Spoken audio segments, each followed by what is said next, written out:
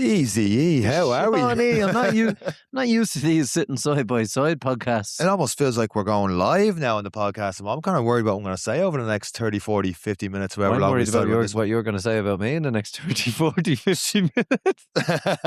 That's a lot. I got a lot of info to say about you after last night with a few drinks, but we are coming to you from the H10 Casanova Hotel. Very nice hotel. We're here for the second year running for the Barcelona Marathon on a Monday afternoon. Well, Monday morning still pretty much, but that's why the episode didn't go early this morning, because we weren't fit to do an episode yesterday evening. No, yeah, it was a late one and it was good fun. You can probably hear from the voices. It was a good night that ensued as well, but it's all in all a good trip. The sun is back shining. It was miserable on Saturday, but actually worked out really well. Yeah, talking about Saturday going down to the Expo and all the rest, and lawless, lackluster event. Lackluster tours, yeah. Yeah, look, it was good. We rain all day Saturday, which in a way was good because it was kind of mandatory rest for everyone, because when you come on a trip abroad, the thing is you kind of want to see the place, but the rain was torrential, so it kind of kept everyone confined to the hotel and nearby. It was a great Saturday last year. I think Niamh had me doing 20, 25,000 steps at the end of it, going to see the Skyway trams or whatever they're called around here, and all sorts around Barcelona. So it was lashing rain, like it was so heavy. It's like, I didn't feel bad for the staying at the hotel. No, it was great after it the gave Expo. you the excuse, and we knew the weather was going to be good for the morning of race day, and it did provide. It was a fantastic morning. It was great to have some of the group who were back with us from the year before. Yeah. And as well for the new people coming in, it was so much fun. And watching how they bonded over the couple of days, and then of course we got into marathon. Oh, sorry, the Expo was. Talk about the well. Expo first, because we have to talk about trying on the we're not sponsored by them, by the Hoka Super Shoes, because that's a bit of foreshadowing how your marathon went the next day. So so trying on it. Well, I followed you and Jamie, and I was like, where are these two shitbags gone? It was like trying to herd cats to get them back to the hotel. But we got to the Expo early, and what I will say to anyone is never take the lie on. Get to the Expo as it opens. In the 40 minutes we were in the Expo, by the time we got out, the queue to get in was over a kilometre long. Now, it moved, and we had someone who did end up being late, and it took an hour to get through and get all their stuff. But 32,000 competitors collecting race numbers is what it is. It's going to happen, yeah, absolutely. But if very efficient, we will say as well, given the quantity of people showing up to it. The Expo itself, I have to say, was absolutely fantastic. Hoka were the sponsors, but the way they had it done out was amazing. Yeah. It was like bib numbers this way, and you walked into the Hoka shop, and that was it. You were in the merch store the whole way through before you even got to nowhere near where the bib was. But I have to say, it was nicely done, and they were the T-shirts for the marathon this year was Gucci. Fantastic. Yeah. And I'm just glad you collect a finisher T-shirt for the race, and we'll get into that later. But it was absolutely it was really well done. Wasn't the largest Expo, but it was done really well. Yeah, you had a little bit of everything there. yeah. But so when we left the Expo and we saw the big trailer thing beside the Hokas and the new carbon ones, and also me and Jamie, we go in. Next thing you know, we're 1 foot in the door. I was like, Ash, we'll try this out. And they had their new, I can't even pronounce it, so I'm going to call them canoe runners. CO or CILO. CIE 1.30 or something like that they're called. The new carbon shoes. I think they're retailing at €270. 275. 270, and every fiver counts, as you know from the last marathon registration. But I was watching the lads, and they had the iPad. Seán was in his running chinos and Jamie, and I was looking at them running, but the iPad, when you go and I think it could have been the Run Hub was the first place I've seen this, where they take a recording and they watch how this goes, but basically through the use of AI tech, everything else, computer software, the computer is doing this for you. And it was absolutely amazing to see the angles it was getting from your body at certain points, to see how you were adapting to the shoe, reacting to the shoe, and how your running form was. And then once it highlighted all of your flaws, it then gave you exercises to rectify that, to get your running form into that close to 100%, they were calling it. Well, my running form's not all that great, but it gave me an overall 71 out of 100, but no real kind of like standout red flags. And then just because I'm competitive and stuff, like, a lot of this running form isn't great. Hop on that treadmill there so I could beat you in something because I was nervous about the Sunday. And then you hopped on the treadmill and you're just gliding along on it. Yeah, I have to say, the shoe, like, I never felt like I have felt, those the kind of, they're treadmills that are used in a lot of CrossFit gyms as well. They're basically self-propelled. Yeah. Yeah. If you've ever ran on one of them, you feel like you can't slow down, and you actually feel like you keep speeding up. It feels like perpetual motion, and gets faster exponentially. Running in these shoes on the treadmill, I think I set the treadmill up at a 4-minute K, thinking, all right, this is almost high level effort for me. I kept running into the treadmill. I was like, oh my God, went to a 340. I was running into the treadmill again. I was like, this is terrifying. And I just felt like the shoe was dragging me forward. Yeah, same. It was like, I'm not telling people go and buy them, because even me, I'd stop short of the value for money element. But my God, I've never, if I was up there, if I was running at a higher level and I was chasing something big, a qualification for something, I'd be like, I'm looking at this. Yeah. Because I just could not believe it was like I'd no choice. I just was being dragged forward. All my stuff going on the last couple months, I haven't done intervals at all. So hitting 340 and that, I'm like, I felt like I was running a 5-minute pace at 340. I was just being bounced forward. I was only on it for 3-4 minutes. So I wasn't on that long, but I felt so comfortable getting off it. And I was like, had it been a little bit more reasonable price, I probably would have bought them and ran it the next day. But I don't know, I want to say reasonable price but just where I'm at right now, trying to throw out €275 for us can't justify that. Just too much. No, absolutely not. But the big one was, as you said, it was a competition, as it always is between me and you. And you got a score of 71 or by 70 or something low and useless. And then that's right. So I got up and I was looking at the aftermath, obviously, and it was like 90 something on this, 90 something on that. I had like Olympic standard running form until it came to my left knee, which had a score of 17%. 17. So had I got that even in a normal range, and even the guys in Hoka, and you won't, I'm not they were laughing. blowing smoke up you, saying, that's the highest one I've seen. That is the highest one we've seen all weekend. And I was like, what? But that's 17. And I was like, yeah, there's something not right there, but maybe it's a glitch, and maybe it's this, maybe it's that. So had I have had a decent left knee, I probably would have had a pretty good running form, which is something you would have never said for me. I threw you on it because I seen how you ran at Nice, and I was like, oh, his hips look like he's struggling. You told me you weren't struggling. I'm like, your upper body says you're grand, your lower body, I'm like, he looks like he's in a bad way. So when I saw you jump on that, and I was like, it's going to highlight something. I thought it was going to be the hips, and then it was the knee, and then everything else was so high. And then I'm like, he's 17 out of 100. How is he overall better than me when he has one major red flag?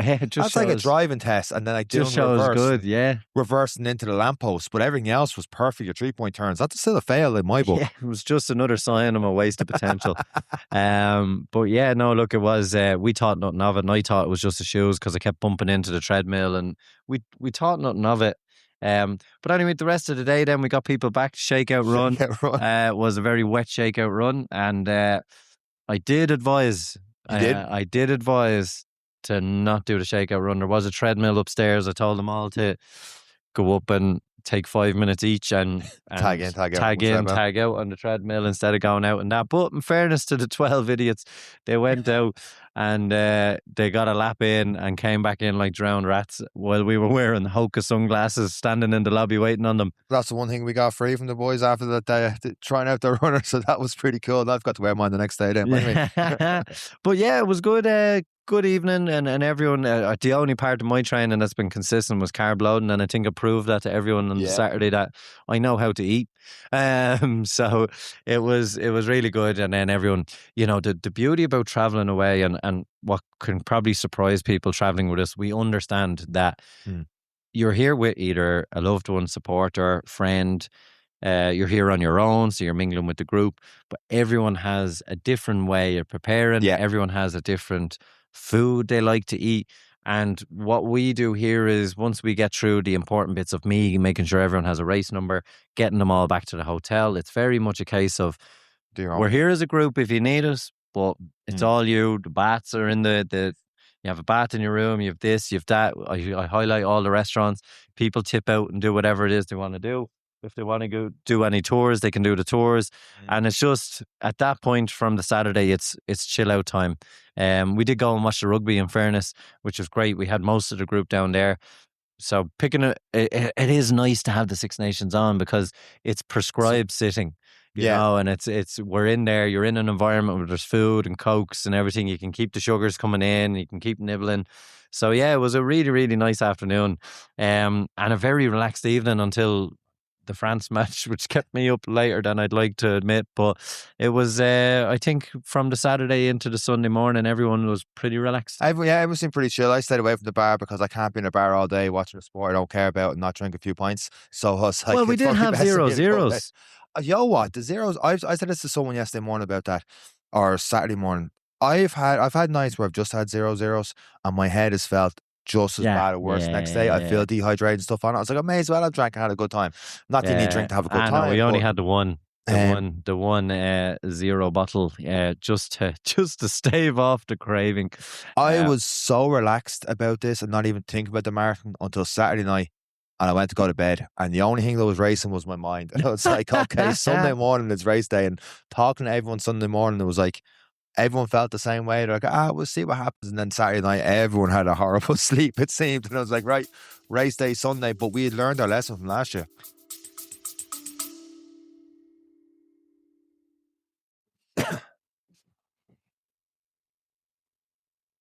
So a quick one for you.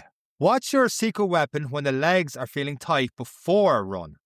Oh, that pre-run stiffness is real. Lately, Seán, back in my cold environment, I've been reaching for Ultra Pure Wintergreen Heat Rub. It's become a part of my everyday warm-up routine. Oh, absolutely same here, especially for the odd tempo run I do or the cold morning miles. I massage into my calves, and Lord knows I need help in my calves, quads to get that warming sensation going. The gentle heat really helps me feel ready to move, and the wintergreen gives it that classic comforting sports rub feel. And it's ideal for those cold training days or when your muscles need that extra little bit of help to feel ready. It absorbs easily, so it's perfect for your gym bag, race bag, or even keeping in the car for after a tough session. So whether you're prepping for a run or easing off afterwards, it's a great addition to your training routine. So if you're building your training kit, check out Ultra Pure Wintergreen Heat Rub. Elevate your everyday with Ultra Pure. Find it online at ultrapurelabs.ie or in your local pharmacy or health store. By listening to this advert, you are supporting this podcast and Irish businesses. Now let's get back to the episode.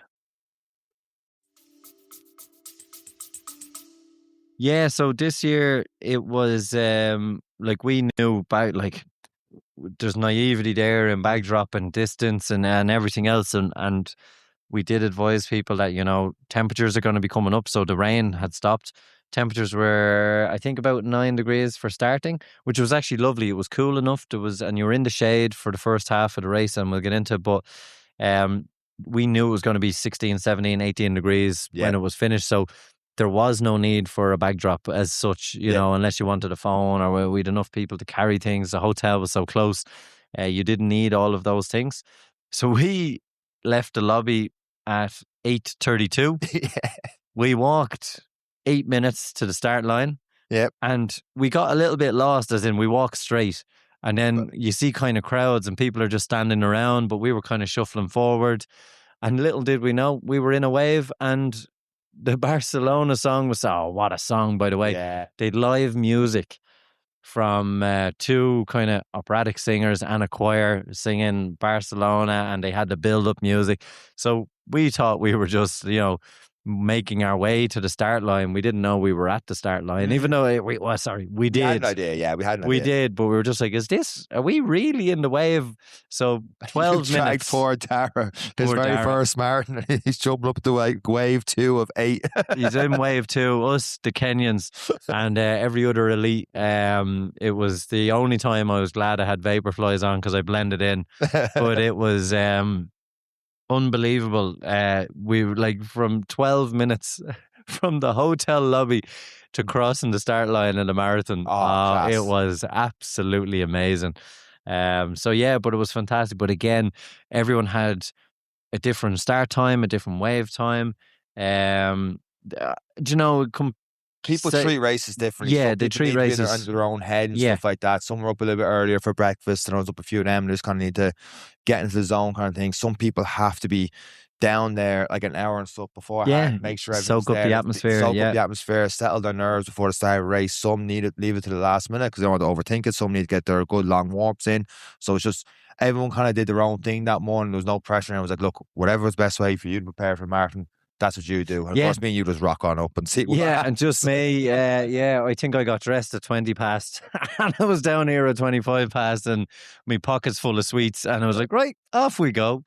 But yeah, look, it was good, and I think people were quite shocked with how close we were to the start line, and it is great that way. And the start, like you said, I know you already said already with the Barcelona, the song and all the rest, but the choir on each side and the hype up music before that, and just the sound of it, and like even though everything is like there's a big massive square, when you lead down that street, just whatever way the acoustics of it is, it's just you hear and feel. It's like a stadium concert. Exactly. You just feel it before you start. The camera's not going everywhere. It's like, okay. You can't help but be excited. No, you can't. Because for the 12 hours before, 24, whatever way it is, the nerves are building because you know, wow, there's a marathon in front of me. There's even if you're relaxed or not relaxed, you still know there's a marathon to be done here. But in those 10 minutes, it's like, here we go. This is what it's all about. And that's when nerves turns into excitement, and it's absolutely amazing in that way. Yeah, I know it was absolutely brilliant. But then that also brings its usual kind of, I'm soaking this in too much. I'm going to take off too hot when the start line goes. I'm like, right, Seán, maybe go for a 5:30 pace and just see how long you hang on before the wheels fall off. And of course, Seán takes off at a 5:07 for the first kilometre. I'm like, here we go again. Is that what you did? I did 5:07 at first. I had a look at the Strava. I was looking back at my paces and I was pretty matched to what you said last night. And I was like, how did I not see him? But obviously the first K was the one that did the damage. Yeah, I jumped off a little bit ahead. I remember over a kilometre in, I looked over Munro and I was like, I shouldn't be beside him. Here we go again. It was like last year in Swords. All the lads come up to me and be like, what are you doing up here? And I'm like, I don't know. But I told everyone all weekend, it's like, I can't help it. You're in a race, you're in a marathon. So I'm like, do I just take it easy the whole way through? Or do I aim for something and see what happens? So look, sub 4, I need to get 5:30. And then I took off hot and I was like, right. I pulled back a bit because I knew I hadn't got the legs. So I ended up going from a 5:07 down to a 5:20, 5:30. And every turn was just a little look back. Whereas that lawless lad is on the way. But I had awful time with the first. I stopped 3 times the first 17K and twice to go for a long toilet break. I had way too much water again in me. And what they should have in Dublin is the 4 kind of urinals. Yeah, so you could just, it's just space and just get in there rather than being. Now, there was a lot of people going in the streets and all the rest, but with the amount of kids and stuff there, I was like, no, not doing that. But urinals in, and I made sure I was facing back towards the race. So I would see you coming. I was like, I'm stopping to keep running. I'm not letting you catch me because I was nervous. I was feeling the pressure. Yeah, well, the first 10K for me, I settled into a nice pace and I kept that pace and I was very comfortable. I had carb loaded and ate so well.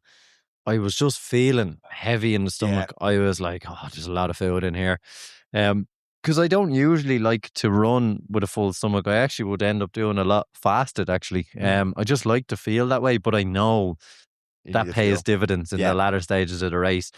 And I was just kept telling myself, like 5K, I was tasting chicken wings and everything else that I was eating that morning. And I was like, just relax. After 10K, after 12K, we'll settle in. It'll be okay. And I couldn't see you as I was on my own, actually, because I was at the back of this elite wave. You got to mention what happened to 4K? Am I allowed to mention I don't know if you're allowed to mention it. Anyway, it's probably not. I don't know if Maybe it is skip good. 4 to 3 minutes if you're unsure. Yeah, well, look, it was coming 4K. And again, I was on my own because even though I was at a 5:45 pace, I was at the back of an elite. Yeah.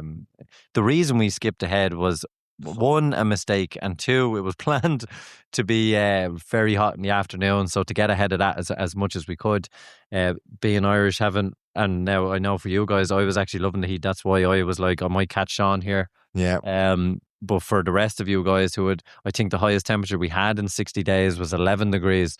So to go from that to 17 and sunshine would have been a lot for everyone. So we did advise people, if possible, because the waves, there is so many people, and in fairness to them, and it was with, people can say what they want, but they were very fair as long as you didn't interfere with the elites or those who were seeking, I would say, qualification time for something. And that was very much the first 2 waves. Everything after that was respectfully no check, justified. There was nobody there that was going to do this, that, and the other, and it was, and the streets are so big that, you could up or down waves, depending on your comfort level. And it was respectful in a way. It was common sense, and I actually really enjoyed it. I really liked that part of it. And most people did stick in the way because they're going with their pace and balloons, and but then they got to set goals and stuff like that. 100%. So it was very good. But kilometer 4, I found myself isolated, and I thought it was, I don't know if Barcelona planned some sort of street performer, but I seen him in the middle of the street and dancing and shouting and having a great time and wishing everybody well. And then he turned, he was facing the runners, if that makes sense, and then he turned around and it was like a second sunrise. His arse was out. What I ask. And I was like, what the hell is going on here? So I looked around, there was only 1 or 2 around me, and I was like, this could be an elbow drop here. This could be an L shoulder to the face for this fella if he comes near me. And I was fresh at the time. So it was 4K. I was like, right, if I hit him, this is the end of it. But if he comes at me with this, but it got worse. He turns around and he starts wiping his bum and then throwing at people. I was like, oh my God. Now, I was cute enough. I hit the footpath. I could see things progressing fairly quickly, so I gave it a wide berth. But the best part was, as he was doing it, was very encouraging. He was like, "Vamos, let's go!" So, and I was the only one to have seen it, which was worrying. But look, you can't control some excited spectators, I suppose, so you can't really put that. But it was it led for a very funny story last night around a couple of beers. Just everyone's like, what's going on? Are you sure this happens? Or he delirious? Like Eric's more just the heat, the rest was he wasn't delirious to heat. But talking about spectators and definitely switching gears off that, for the first 10 to 15K, because me and Munro disagreed in this one. I thought they hadn't, not that the crowd is supposed to wake up for you or anything like that, but I just thought, I was going through crowds and it was very quiet. Now, what I will say is, like, those that were doing like the drums and different kind of set pieces or whatever it was in the corners, that was class. That was really cool. It's very unique to Barcelona. Well, from what I can see compared to the few other marathons I've done, and that was deadly at that point. But like in between, they're going through bits, especially the first 15K. Like I remember seeing Neve and like we were having a full blown conversation, like, 30, 40 meters away from each other. And there was crowds of people and I could hear her and she could hear me. And I was like, I wasn't feeling that the crowds kind of for the quantity of people. For the quantity of people that was standing there, it wasn't what you would expect. No. When we saw the Irish people, like, they did the flags waving and you get that little bump. But I felt like you need like a Gary Reinhardt, and the guy escapes my name who was pacing at the end of the Dundee 50K for 5 hours. Just someone could roar and keep shouting, that kind of thing. And I find more people do that in Dublin as well. There's groups of people in pace and all the rest. They kind of roar at the crowd. And not that we need much, they need much help in Dublin to start cheering people on, or the cowbells and all the rest. But at the first 15, it felt very quiet, and I felt like I was just doing it. Like the crowd was there, like seeing it was cool, but they're just on the phones. I just felt like it was very much a spectator sport. Yeah, as in they weren't, because it always is the second person in your race is the spectators, but they were just spectating. They weren't in the race, or they were just waiting for that one person, looking through the phones. And I had a theory on this as we talked about it, that a lot of people, and because running is so new, a lot of people are taking on their first marathons. Okay. And those people who are coming to support them are also at their first marathon. They haven't experienced a Dublin. They haven't experienced etiquette, like don't run in front of runners, which happened quite a lot. That's another thing you need to talk about, So, like I do think there was an element of lack of exposure to what a marathon crowd is, because there was year on year an extra 5,000 runners this year in this race and sold out. So and you'd like to imagine with the success of running and then how many people are getting in, and when you look at even Dublin for this year, the priority being on first time runners, that changes things because people who are supporting them for the first time might not have been at a finish line of a marathon or at it, whereas we've ran in and been at, and we kind of know what people are looking for. So there's an element of that to it as well. But I did notice, like you said, where it was prescribed, it was great buzz. If you were with a flag, there was such a wave that you yourself were, the crowd, because when the flags came past me, it was like, oh my God, there was just so many people and singing, and someone would have a speaker, it was his own entertainment. But I would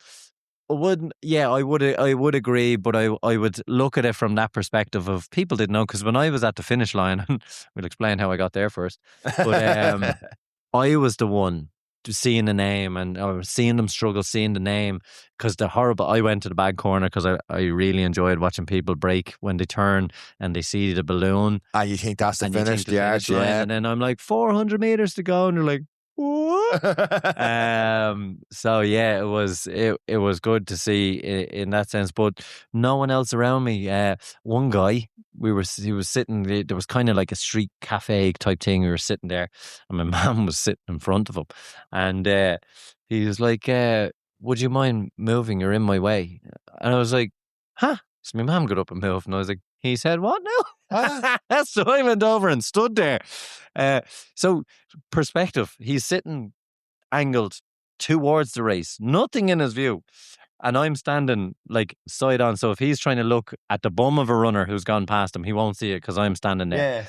And he does the same thing. Now, he hasn't clapped for a single person. He hasn't. He's just sitting there. Yeah, and then he taps me. Excuse me, would you mind moving out of the way? I was like, why are these VIP seats? I was like, who are you cheering for? I haven't heard you shout at all. Were you at the 30,000 people here and you're the quietest one here? And anyway, I was having none of it after he moved my mum, who was sitting in front of him on the curb trying to get a break. But it just again highlighted that the spectators were just spectating. It was. But in fairness, there was points at that finish line that were really good, and there was pockets of really. But I did notice great stuff. I did notice runners like, come on, it was probably quiet. But I know myself, I lost my voice from screaming at people I didn't know, because I know what it's like. You can see the ones who are like, please get me to the finish line, and counting down the miles and just doing your best to try and help them. There was cool Tour de France kind of spots where it did narrow and stuff like that, but that also brought the other problem of people constantly cross shit. I got lucky for the most part.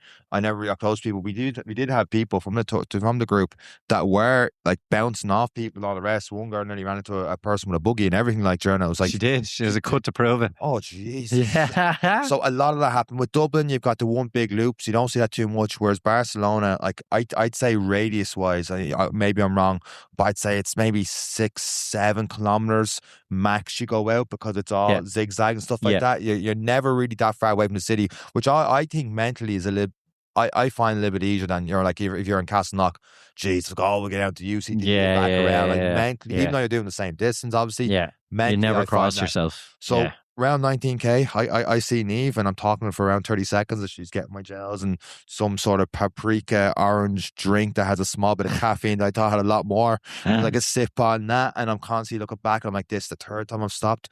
I've stopped for well over a minute here, and just having a chat. It's on my way, and I'm about to pass the halfway mark of 157, and I'm like, Eric's going to start catching me now, and I'm after something a few times, and I've done many a marathon where I've hit nearly 2 hours in that the first half, and I'm like, well, the second half is going to be a lot worse. I'm looking at a 4:15 at this stage. I was thinking, what were you thinking at that stage? Were you getting close to so I like the full belly and like that, it was just uncomfort, and I actually noticed my heart rate a little bit higher, and I knew why. It was just because the uncomfort of the food. But again, I was like, we'll be okay here. I was actually starting to get so comfortable. I actually video called Fish. You never told me that. Yeah, a video called him. I was like, man, don't know how this day is going to go. But I tried to just show him a bit. He's stuck in Kuwait and all. And I was like, here, look at this. And I showed him the tour of Barcelona, because, like I said, there wasn't much action, Yeah. I suppose, for want of a better word. And we had a little chat. I was like, starting to feel good, and I was starting to settle in and tasting chicken wings and all that kind of stuff. We had a good giggle for 30 seconds, and then I locked back into the race. And as I came through 14K, I was like, ooh, everything settled down. I was like, yes, this is where I come into my own. And then the pace came back up. My heart rate went to 136, so I wasn't even really working. I was like, I'm going to get Seán in the second half. I was like, this is it. And the temperatures are going to come up to my level. I was like, today is the day. And I started to increase the pace. And I was really, really settling in. And I was loving it. I genuinely, at this point, I was like, this is going to be a very good day for me. And then and then so that was 15K. Yeah. And we turned the corner and I'd increased the pace again. I really settled in. You turn onto a nice straight, and we know this because we brought everyone down to the Expo. So this is the point where familiarity, it's no different to the park at home in the Phoenix Park. When you know the parts of the course, it goes by like that. And I was like, sweet, 3K up to here, turning around. I'll be hitting the half mark, and then it's hunting time. Because I knew I wasn't far, because everyone said, oh, they're just up ahead. So I was like, but I was settling. And then I was like, right, I'm going to drop this to a 5:30, 5:20 pace and I'm going to pass them out. And then it's just a race. Even if I die, at least just passing you might break you. You absolutely would have at that stage. So, but at 17K, what we thought was a glitch in the matrix on the Hoka run, my knee went sideways to the left. And not like don't like when you go sideways on your ankle. It just went, whoop, little buckle. And I was like, oh. That's not right. And then the twins came afterwards. And then I was like, oh no. And I felt this before. And now you've been with me as I've tried to recover from this injury before with the old runner's knee. But the tendon on the side, I was just feeling it. And I was like, listen, relax now. At this point, I was already very sorry I chose the Vaporflies because I was planning, like, I'll speed up, it might give me a dig out, whatever. I was even thinking, because we were running past the hotel, I was like, look, if it's really bad, maybe we'll just change the shoes. I'll drop the 5 minutes, go in and get my other runners on and come back out again. And then 500 meters later, it was getting a little bit worse, and you're like, no, it's all in your head. Just keep going. You'll be fine. Got through 18K, 19K, seeing everyone like, oh, the lads are just up ahead. And I was like, yeah. I went round the corner. By the time I did an extra 2.5K, and I was starting my left leg. I was running with a straight. I'm kind of swinging it around like Forrest Gump with his braces on. And I had a chat with myself. I was like, can you do this for 22 more kilometers? You're not even halfway yet. And you're not even at the halfway mark. And I was like, I don't think so. So I started taking the pins out, but even at this point, I wasn't even, and the annoying part was I wasn't even sweating. Under my armpits were dry. I was feeling really good. My heart rate was still 140, and I was getting ready to just hunt you down. So I started unclipping the pins out of me, because I was like going for the Declan Moffat into the ditch here and didn't want to be seen. I started unclipping the race number off me, and with that, Jamie, who was on our group, came past me from the wave behind and gave me a slap in the arse, like, well, bud, yeah. And I was like, nah, Jamie, bad timing, but I'm pulling the ejection handle here. And he was like, oh, you big loser, and just off he went. And he said something along those lines. And by the time I got the 4 pin out, as soon as I seen a bin, I just race number, bin, and just started walking, because that was it. Because if I just got rid of the race number, the decision was made. Yeah. Not to go too deep into that then, but what was that feeling of just throwing that in and just... I've DNF'd plenty of race before, but that's the first marathon I haven't finished. Yeah, look, it wasn't nice, but it was also deserved. I hadn't done the training. The most annoying part was the shoes. And you've said this before in the podcast as well. I sat on my bed and I went, why am I wearing these? Will I not just wear the Hokas I've been running 22s and 25Ks in, really, really comfortable? And I was like, yeah, but these are the race shoes. And the marketing got the better of me, the 10% less, and your calves don't feel it as much. And I was like, it's a cheat code, Yeah. And that was the bit that annoyed me. I was like, had I just, now, from what we've seen on the the treadmill the day before, Yeah, it probably would have happened at 30k or 35k. But at least then you might I'm hobble. 5k from Yeah, you might home. walk I'll it or get something. there. Yeah, You can't do that at 19. no.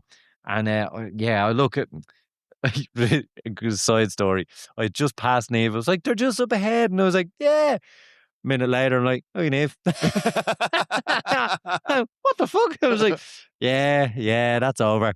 And I walked down because I ran past my mum. My mum was down a little bit, and I walked down to her, and I was standing there, and I was like, so and she was like, oh, you're finished already. I just ran past her 5 minutes ago, and I was like, what?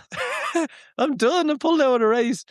But went to the shower, and thought number one as I was unpinning was, these fuckers are going to abuse the shit out of me. And in fairness, I do dish it out. So I was expecting it both barrels, and I did You get got it. a bit of it last night, all right. I did get All it. memes and all were coming up with it last night. AI is a hell of a drug. But it's that was one factor. The fact we run a podcast was playing in my head. But then I was like, it had just started, and I know with this, if you stop and you do the right things, you're back at it in a couple of days. You're back at it in a week. If you don't, you're gone for 6 weeks, and then it's a recurring, and then it can lead into 2 months. It was horrible to stop, but I also deserved it, and I think it was probably a marathon's way of telling me to cop on. And in the shower, I had a good chat with myself about what the realities of it, because to see yous finish and not finish, that was delighted for everyone. Don't get me wrong. This is a marathon trip that I have brought people to. We had 34 runners, and I was the only one that didn't get across the line. And so for me, this is a fantastic weekend, successful weekend. It's not about me, although we do the podcast. It's not about you. It's about everyone else that comes with us. Yeah. But it was a case of, you have to stop this crack of just showing up and doing marathons. And it was, a little bit bittersweet. But at the same time, I'll be able to train next week once I do a little bit of work on this, get some needling done, and I already know all the things that have to be done. So in a week's time, I'll be back and build for the next one, rather than not being able to do anything for 6 weeks and worrying about it. You made as tough as it was, you made the right decision. Like, if that is later on the race, you can kind of brave it out and start worrying later. If you're through 30k, sure, you have to walk back anyway. But when 19, you're not even through half, it's... Yeah, if you start feeling issues like that at 19 and your knees got all over the shop, and you know it's not going to be great, and it wasn't because the lack of training and stuff you had, it wasn't an A race for you this year. You've talked about triathlons and all the rest. It's like, you know what? Have enough medals. I'll pull out and just enjoy it, and then work towards the next one. And it was a good day then anyway for you. Yeah, so that was it. But I was... we'll leave it till the next one. It still stings. And having felt so good. And then I knew at some point the wheels would come off, but if I could just catch yous and pass yous, it would have made it interesting. It would have broke me. Had you passed me, and just to like be don't fair shot to me, you and Munro, yous are usually too far ahead. So I just felt like this was the chance to just mess with your heads, get close enough to wind yous up and see who breaks, And I missed the bit that hurt me the most was I missed that element of that bit of banter together. Yeah. That bit of a race together. And that's the bit that hurts me the most. Not the stopping the DNF. I couldn't. It was good crack, because it would have been interesting. Because a half, that was at my lowest point, was the half, seeing 157 go by. Because in my head, because right from the get go in Barcelona, because the building stuff, and I've had a few podcasts talk about this, where like even the first kilometer went off in the watch, I was still the best part of 100 meters away from 1 kilometer thing. So when I got near the halfway point, when it's the 21.1, I was like, oh, I have 10 minutes. So I was 155 on the watch, and I was like, oh, I have 205 to do the second half to get on the 4. But then when I actually passed the marker, that was down to 157 and a half. I was like, oh, I've only got 7.5 minutes. 2.5 minutes I lost in the space of 2.5 minutes. And I'm like, I'm in trouble here. So, and I was in a bad way, and I was sipping away my paprika and all the rest. And I'm like, well, maybe it's maybe it's a 4:15 for me today. And look, it is what it is. I wasn't going to be too distraught about that. And I already told people I go hard the first half and the wheels would fall off. And I hadn't gone hard the first half and the wheels were still falling off. And I was like, if air catches me here, that will break me, because I know I won't have it. It's kind of like we've talked before about the pacing balloons. You're always ahead of that pacing balloon. But if you're not near the finish and that balloon passes you out, it's just, where am I going to have it in me to catch that balloon again? It's just wave goodbye to it. Just as you said it there, I stopped at 19.73. and an average of 5:49. But my last 3.5K were at a 6:40 pace because my knee, I was trying to just give it a chance to recover. Yeah. So I would have been catching you at the halfway mark. You if wouldn't be I far kept away, going. Yeah. So it's that alone is a kicker. You know, it was a bit annoying. You're probably less than a kilometre behind me. Oh, 100%. I would have, because the streets are so straight, I would have began to see. And that would have gave you life. Seeing Yeah. And it would have been just, and we've said before, the marathon, so much of it is mental. But the marathon here, you come through the halfway. Now, this is all from memory because I didn't live this experience. You come down a beautiful marina. Yeah. Fantastic old buildings, and you make your way out to what we call it the Coast Road from around 24K. Every People one of playing. our runners have said at that point, I think you're the only one, and we'll go into it now, all of our runners suffered from there to the finish line, except for you. It was the first day of summer. Must have been the paprika. The paprika kicked in, and all of a sudden I had adapted to the heat and I felt alive. So, like, I had seen people playing football and the astronaut stuff and just the beach. It was like, this felt like the first day of summer. It felt great. But just before that, it was 23, 24, and I'd settled in then. I was still hitting 5:30s. I was expecting to drop down to 6 any stage, and I'd stopped looking at the watch. I was just arm powering and all the rest, and I'd stopped looking at it, and then I was like, oh, I'm 5:30, I'm 5:25, and I'm feeling okay. And we got to the 25K, and we take that right. There's this big hoka kind of set up there, and Justin Timberlake's Mirrors is playing. And not even a great buzz Justin Timberlake song, but I was feeling, I was like, this is good. And I started coming down the hill and heading towards the arena, and the sun's out. I'm not feeling too hot, thanks to you and that new New sleeveless. The new sleeveless I had for that one. I was like, oh, singlet. I'm feeling great. And that was the first time a thought came through my head. What if you did a negative split? And I'm like, I'm the guy that blows up in the first half and dies the second half. If there's one thing I'm pretty sure I've said this to the podcast, if there's one thing I'm never going to do is a negative split. I'm going to take off too hot, hang on for dear life. And I was like, but what if? And all of a sudden I had something to race for, because getting under 4, not getting under 4, it didn't matter. It didn't matter. It'd be nice, but it didn't matter. I'm like, last year I got 3:30 here, but I was like, what if I could do that? So going down that marina, and then just the Perform gel every 5K, and just, I was like, I'd stopped needing to go to the toilet. I had too much water and stuff beforehand, so I'd had that all under control. And I'm like, I'm feeling really good. But credit to you, I know you had to stop to go to the toilet twice, but with the temperatures, that paid dividends. Oh yeah, it did have that. Yeah, because I just felt hydrated and stuff. I never felt dehydrated in the race. It was the first time, even more so than last year, where I was faster last year, where the nutritional all was right, and I was just feeling really good. And then, speaking to Jamie earlier, I saw him around 31, and I wasn't even thinking about you at this stage, because I was just like, negative splits on. Even if you passed me, I was like, if I get a negative split, it would sting a bit, but I'm like, if I can do this is phenomenal. And he passed me. He's like, Eric pulled out, knees at him. I was like, oh, fuck. I was like, oh, hey. And then he's like, what are you doing here? Joe from the group as well asked me around 16, 70K in. I must have hit, I'm going through a water station. I was like, not hi, hello, how are you? He goes, what pace are you doing? I looked, 5:10. Bollocks. It's like they're doubling all over again. But I saw Jamie, and then he just goes, we're talking a little bit. I was like, Jamie, I have to shut up now, because I'm going to lose my energy here, and I've got a goal in mind. He just goes, are we going 5-kilometer splits? I go, I'm going to hang with you as long as I can. And even saying that, I'm like, Seán, you could ruin your race. But I was like, feck it. Just the idea of the negative, I was like, let's go. It gave me a new lease of life. And it was the first time, because we had started so high up in the waves, and people were constantly, not by fast passes out. No, but they were passing. Yeah, but they were passing us.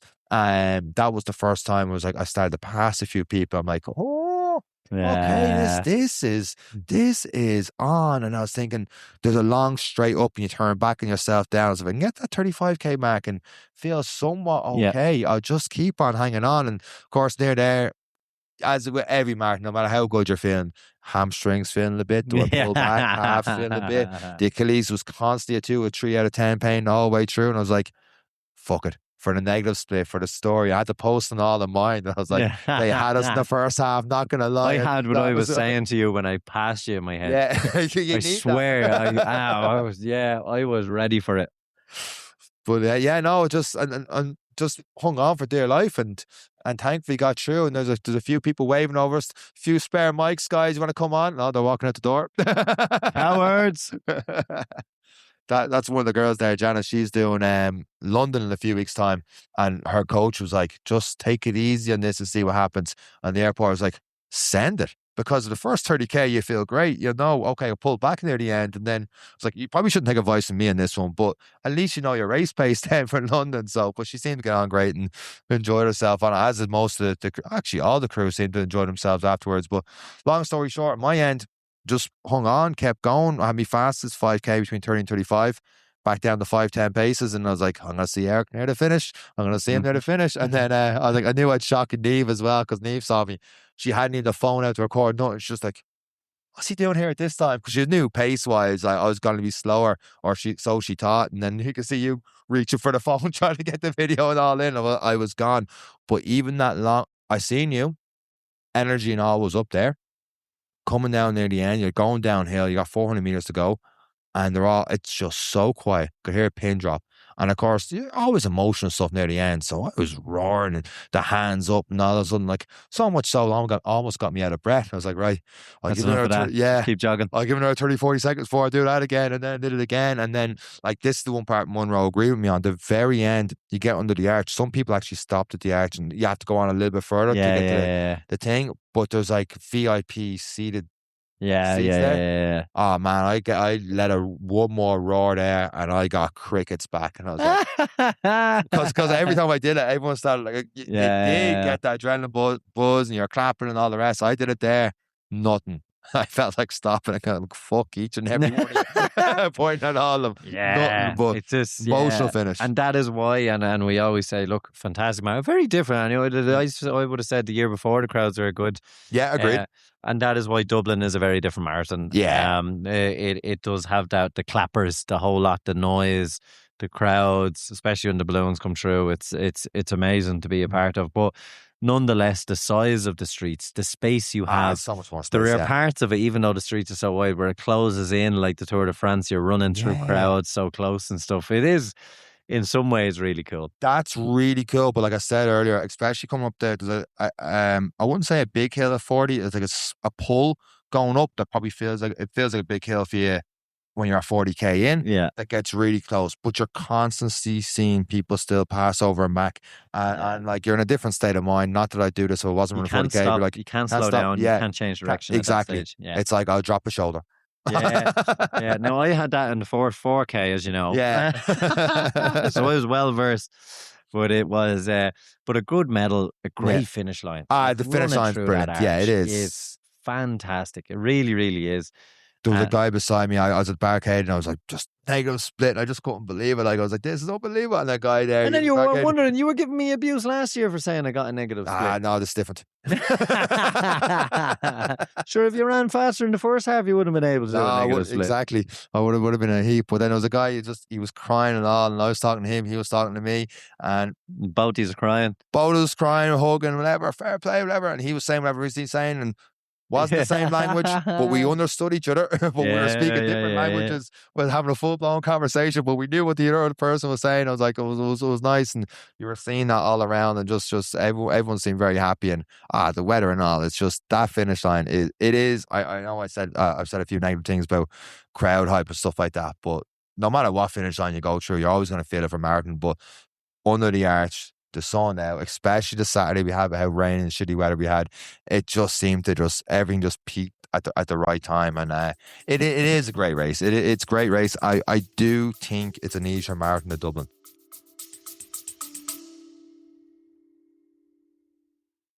Hydration is key to fueling endurance performance. Perform Nutrition's Electrolytes Plus sachets have been specifically designed to fill the need for advanced hydration for athletes. With 1,000 milligrams sodium, all essential electrolytes, and 2,500 milligram performance blend made up of glutamine, taurine, and coconut water powder, one sachet will replenish and revitalize your hydration. Using natural flavors, natural colors, no added sugar, and no added fillers, each sachet has a sweet and lightly salted fruity flavor and comes in either mixed berry or citrus. Informed, sport tested, and trusted by Olympians such as Kate O'Connor, world champion boxer Aoife O'Rourke, and pro triathlete Nikki Bartlett, and many more elite athletes. Trust Perform to fuel your excellence, and by listening to this advert, you are supporting Irish businesses and this podcast. Now let's get back to the episode. It is an easier marathon. Yeah, it is. Even though when you turn, like you're looking, what I like about it and what people hate about it, when you turn a corner, you can see you can see 5K. You can Yeah, see, I geez, we're like going that. down to the end of this road. I love it. But you'll see that it rises. So you think you're running uphill, but in fact, it's only probably 7 meters of elevation So over hell, 5K or so. You know, it looks like you're running up, but you'd be There's shot if you called it a hill at home. very few hills. I think there's one near the start, 2-3K in, turning left up a hill there. But apart from that, there's a few after the bridge. I think there's a little bit of a climb, like the pulls. I call them pulls. Don't Yeah, call them hills.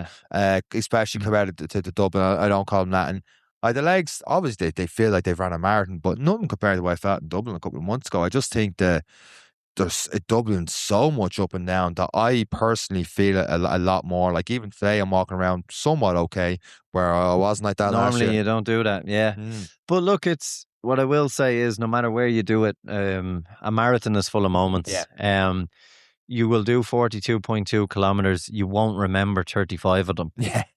You know, it's full of moments, good, bad, or indifferent. And we're telling you a story from two people's moments. And I've only got, as I've said, not even half, 19.75 kilometers of moments. And for me, some lessons.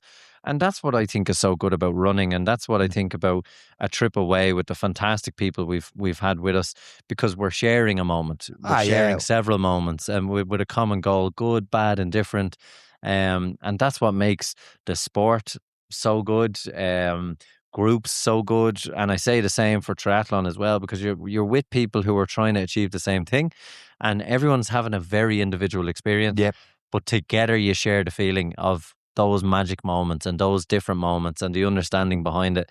And that's why when you see people come to that finish line, whatever they've been going through, whatever they've been thinking, struggling, they get there and it's just that feeling of we did it again for whatever reason. And it's magic. It is magic. And that's why these trips, I love them. It's class. It's like, amazing. The timing, the times people finishing is so individual to them, because you're hearing their stories and stuff beforehand. Want to get sub 4, want to get Boston qualifier. Want to do my first marathon. Want to do my first marathon. Yeah. And like, even if you told me after recording this last year, well, you're going to come back to Barcelona, you're going to do a 350, you'd be like, everything's gone to shit after getting a 330. But I'm just as proud of the 350 and what I did yesterday as I was last year getting a 330 with everything else go around it. So like each one brings its own challenges, its own things coming around it, and it's just class. We got one of the boys coming over. I see Munro. We'll grab a mic. Will Munro grab a mic and hop on for a couple of seconds, talk about your trips? No, he's a 50 jump minutes. on there. I get 5 minutes in. Munro, grab that top mic there, because we're talking on one stage. Me and you had a discussion yesterday Morning. about I didn't see you at breakfast. What happened? I was there before you. You wearing your shit? You was there for 2 hours drinking mimosas. I went and had a bath. we had a different experience in terms of the crowds. Yeah, I talked to the crew. 50 minutes I've been shitting on it, and you come on and say the crowds. Yeah, I felt a lot of support, and I felt the crowd were giving plenty to the athletes, and like that there was one or two areas at some of the big crossovers in the junctions that were quiet, but not for the most part. No, not on the level of Dublin, but Yeah. much is. Now, in fairness, he didn't look in right mind from 30k on. So, because I was screaming at him and he didn't even know I was there. And I'm not exactly a quiet man or a small person. No, but I've learned how to blank you out. We've all tried that, right? Well, the logical conclusion is then the crowd were just intimidated by the size of my arms. That must be it. I asked me And what never happened getting there. you a sleeveless again. Any given gun day. But Mon, you did, and we've covered the race up until that point of that 30k. We've talked about the race we thought we were all having, and turns out I was in the shower and eating a McDonald's. You're racing yourself. At the same Do you know time. what? I'm very happy that just the fear of knowing I'm in the race kept you fuckers on your toes. It did. Yeah. Absolutely. Yeah. And when the wheels started to come off just after 30k, I was kind of like walk, jog, and there's definitely head was on a bit of a swivel. I was like, where's that big? Me's there at McDonald's eating a chicken burger going, fuckers. Yeah, I don't know if it would have snuck in under the four if I knew earlier that you had already peeled off and gone for chicken wings. When did you find out he was gone? with about 3K to go when Jamie caught me. Jeez, Jamie was running faster, so everyone He you were was gone. running it, yeah. He got a PB going, Eric's dead. Eric's dead. Ringing the bell. I've got some AI memes for him tonight. Yeah. He came up alongside me and he's like, all right, Munro, how are you getting on? And I was like, oh, I'm struggling. And he's like, yeah, me too. Now he looked in good nick at that stage. He was cruising along. And yeah, he just kind of went, Eric's gone. I was like, what do you mean? As in he's gone ahead? Or, and he went, right. So. Yeah, and then you started walking. Look, at least I played my role, and that's You did. I played a role for at least 40k for Munro, about 30 for you. But all in all, Mun, we were talking that most of our runners, and we can't put our finger on it.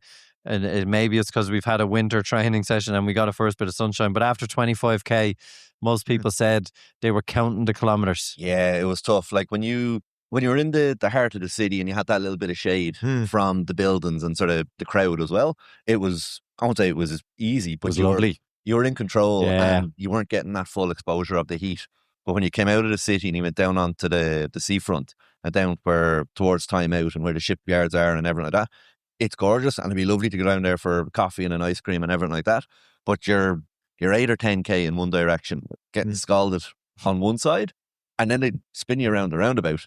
And you get burnt equally as much on the At least you're other side. cooked evenly on both exactly. sides. That's So, nice. but you are sort of 40, 45 minutes and you are just sheer exposed. And like, again, it's better that than what we had the day before with the rain and getting ripped out of it that way. But about 15 minutes after that, and you got back into a little bit of shade, that's when I felt the body kind of going, that exposure to the sun and that level of heat was really starting to kick in. And like I took water at every spot and I had my gels and everything like that.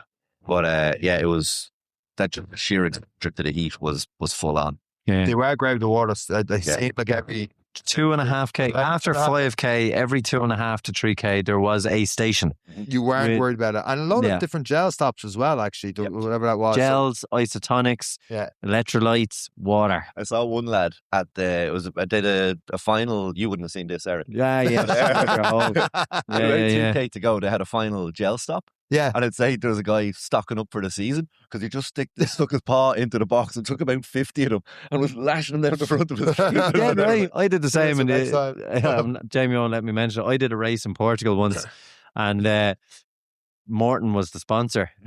On the last station, give me them. Yeah. 350 a sachet. I brought home about 2 years worth. But it was overall great race. You have two different perspectives on the crowds and stuff. For me, I can actually. The amount of Irish support was unreal. Oh, that was great. amazing. Yeah, every time I saw the Yeah. tricolour, Yeah, that was great to see. Yeah. I saw a couple of people rocking Roscommon jerseys and then a Kerry jersey as well.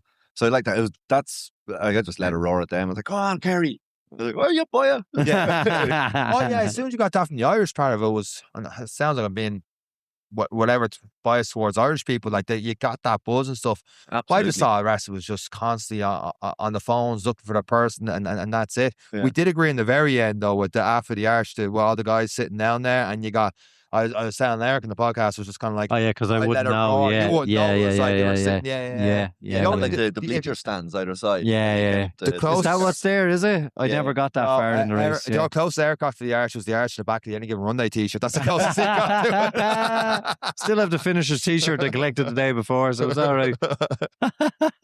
Yeah, but like that when you came onto the blue carpet and everything like that, you had good, again, sort of like Tour de France style, like the crowd were giving it loads and sort of you were running up the middle of it. But then you a little bit further up the blue carpet and had these cool bleacher stands either side. But there was nothing out of the crowd there. They were in the posh seats. And maybe they were sort of heat stroke or something. But They were useless. they were just chilling, sitting there.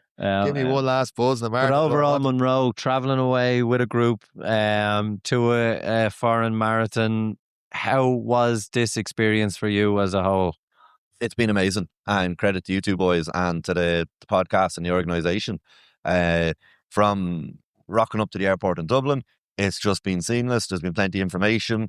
I know from talking to the lads last night, one in particular sort of says, "I don't care where the lads are going next year. I'm going. And he said he's texted his running group and his buddies that he would run with at home. Yeah. And they're like, oh, I can't believe we missed out on a trip. That looks like a Deadly. belter and everything like that. So no, it's been brilliant. It's been absolutely class. The experience of having done it last year as well, getting to the Expo that little bit sharper. Yeah. Like an hour in the difference. And like we'd be scuppered, like Per Fran was standing an hour 20 minutes in the rain. So and that was a big element. It's one thing if you're standing in the sun and drinking water, but standing in the lashings, it wasn't just, it was heavy rain.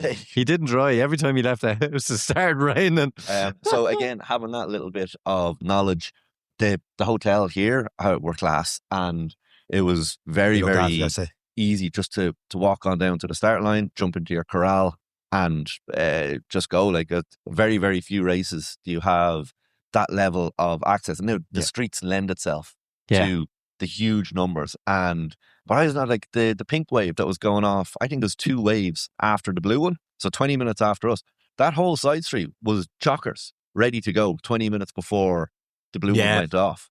So people were playing ball and getting to their waves sharp and on time. And like ours, like when we got cavalcaded up to the front and everything like that, like our wave went off at 8:50 in like 20 seconds. Yeah. It was absolutely class. The guy singing live, Barcelona. So like, made goosebumps. If you can't get fired up with that. Yeah. And then the choir on the opposite side as well. Yeah. And we just said it was at that point nerves turned to excitement. Yeah. Big and time. and that is a magic touch that people don't give credit for on that hype.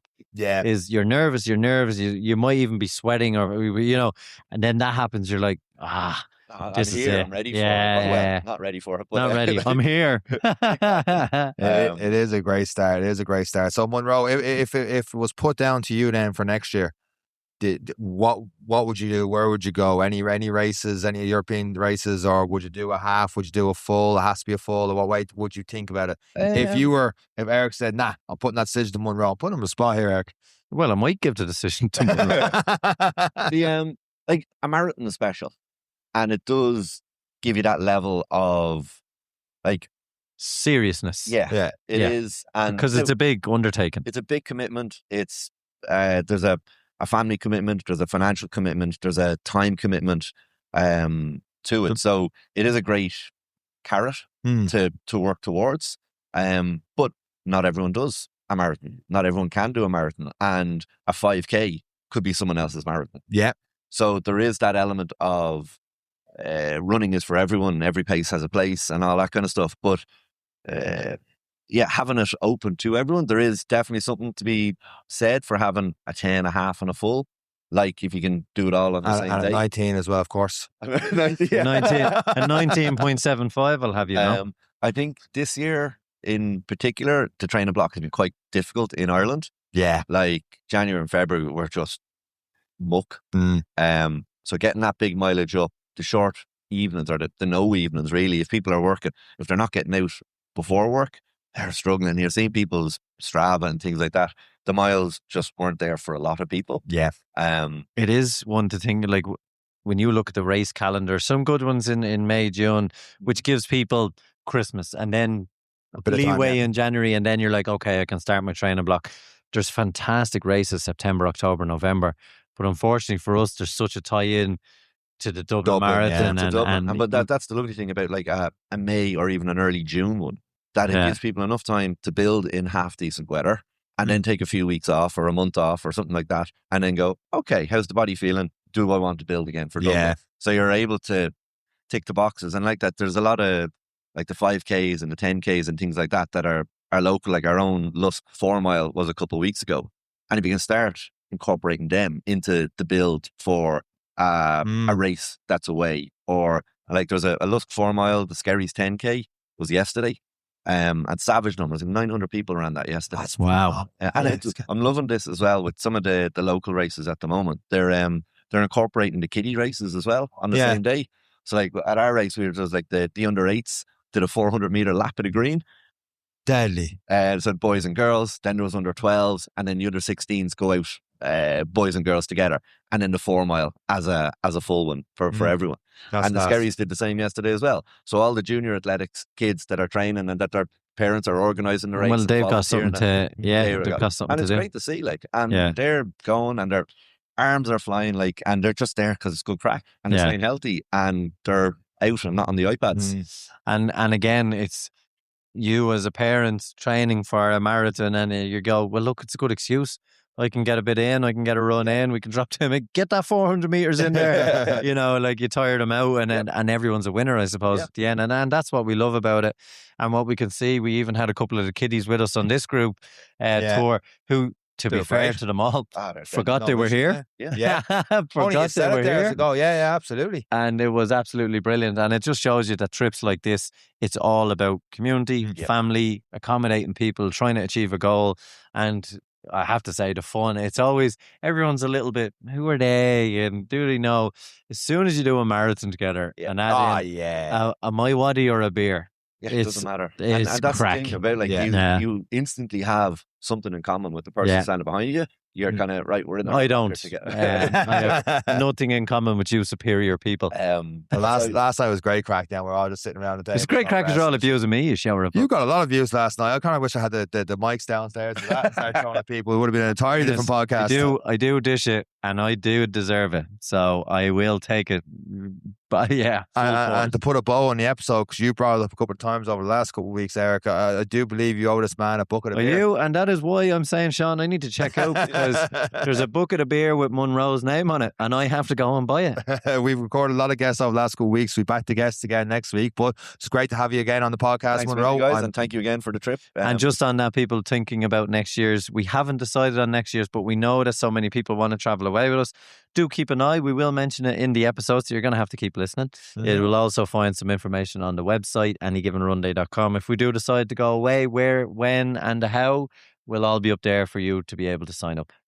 And on that note, thank you for listening to this week's episode of the Any Given Run Day podcast. Sorry it comes out a little bit later today, but obviously understandable. From myself, Munro, and Eric, take care.